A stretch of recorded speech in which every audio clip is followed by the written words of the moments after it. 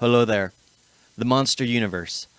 Honestly, I was excited in 2013, 2012 when they first mentioned that they were planning on rebooting the Godzilla series and coming out with an actual a universe around them. So, I was terribly excited because I'm a fan. I watched the black and white ones. Not all of them. They were kind of like hit and miss whatever was on TV late at night every now and then. So, I have a fond memory for them. Even the 98 one, which I actually do enjoy.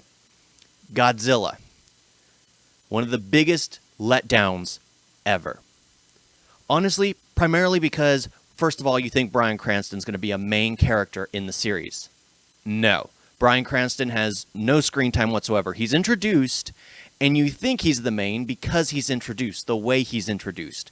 And then he disappears, and they follow 15 years later his son. And the next time they show Bryan Cranston, they get rid of him. Godzilla, as well, you think he will be at least a main focus. No, he is not really even there. It's primarily other monsters that are waking up and wanting to mate and wanting to search and trying to find one another who have more screen time than actually Godzilla. And even Bryan Cranston's son, I forget the actor's name, the kid who was in Kick-Ass, the kid who played Quicksilver who died in Age of Ultron. He basically, you follow him on kind of a World War Z-like experience where you happen to be in every location where everything just happens to be going the way you need it to go, which is really upsetting and annoying. However, you just don't care for the character. Sadly, you don't care for him. You need a character to kind of grab onto, to relate to. I didn't relate to his son. I didn't care. I was excited to see Bryan Cranston, but they killed him off way too quickly. You want to see more of Godzilla, but he's not even in the film.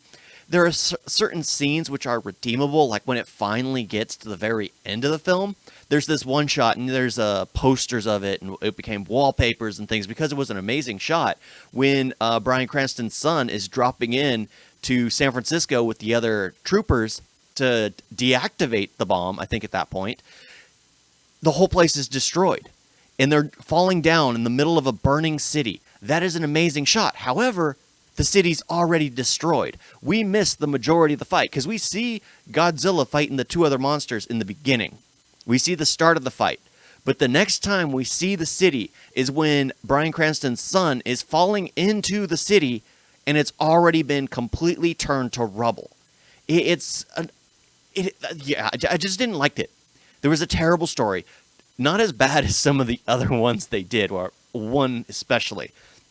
But it's nothing you can really ever rewatch.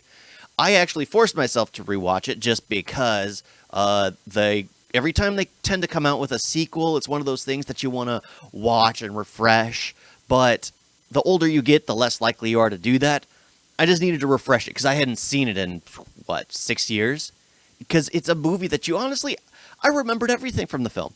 I remembered everything. I was thinking maybe there was something I missed. Maybe I'm not remembering it right. Maybe it wasn't as bad of a movie as I remember it. No, it's a bad movie. It's not worth watching. It's a movie you could easily skip, and it would still make sense if you jumped to the second one.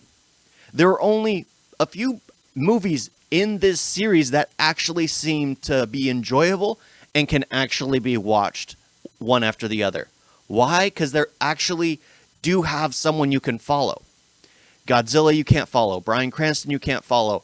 His son, who happens to just be in every situation, is not really someone I enjoyed following. I didn't care about his story. I didn't care about anything that was going on. So this movie was just a complete throwout. It was upsetting to watch, and especially to rewatch, realizing that Godzilla was being thrown out.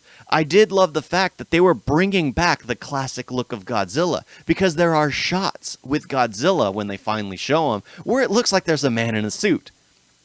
But it looks just more realized, more realistic. The scales, the texture, the teeth, the eyes, everything makes it look more real. Even though it still has that same look of someone wearing a suit, it still feels like it's actually Godzilla, not like the joke that 98 turned out to be. So I gave it praise just for the Godzilla's look alone, even though Godzilla wasn't in it. And I was surprised, honestly, that they made enough money to make a sequel. Off of this film alone, I am surprised they even tried to make sequels. This is a terrible film. This is a terrible... Who would have even thought to...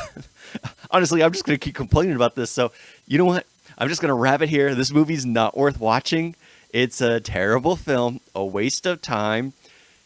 I mean, I guess some people would enjoy it. I mean, there's always those people who back certain directors, back certain writers, no matter what. No matter how terrible they are. Freaking like Zack Snyder. I mean, great visual, but terrible storyteller. One of those things. Thank you all for watching. Sorry I just complained this entire time, but it's a movie I'm not really happy about. And since the others are, well, what is it? Godzilla versus Kong. Honestly, it should have been named the other way around. Kong versus Godzilla. Kong got top billing there. But yeah, I'll talk about that later in another video. Thank you all for watching. I've been complaining this whole time. Toodles.